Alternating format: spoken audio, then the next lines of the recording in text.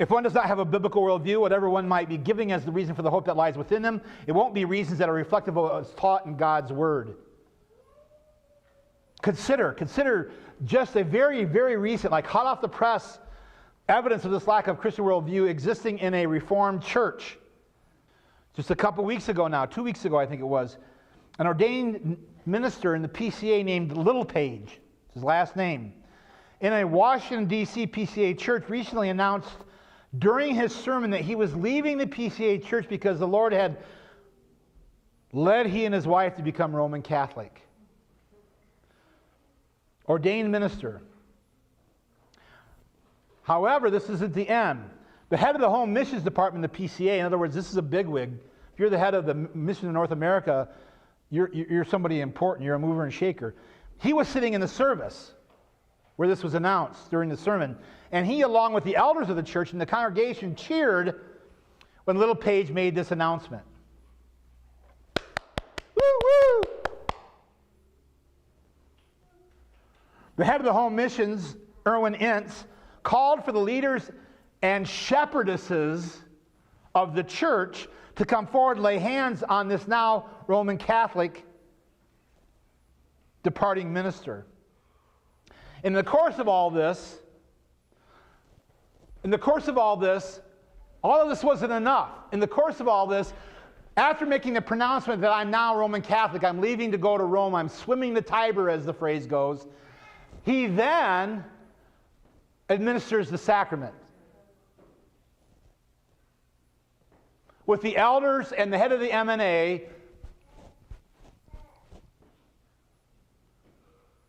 Nobody challenged him. There was a time, I love the poem, anybody ever heard of Jenny Geddes?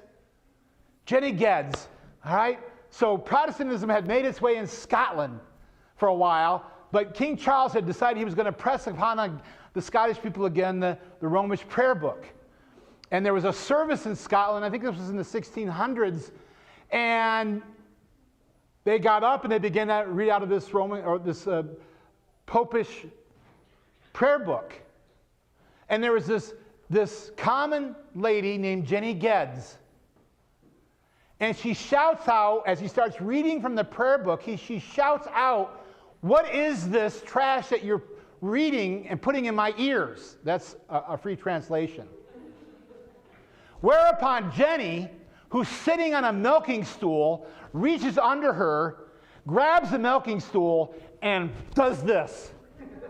Whereupon, shortly thereafter, it was raining milking stools. And the clergy had to depart. None of that here in Washington, D.C., where this chap does something far more egregious than what Jenny Geddes was put under. No, everybody, the elders, the head of the MNA, and all of this is indicative of the fact that they don't have a Christian worldview, and therefore are not able to give a reason for the hope that lies within them, if indeed any hope lies within them.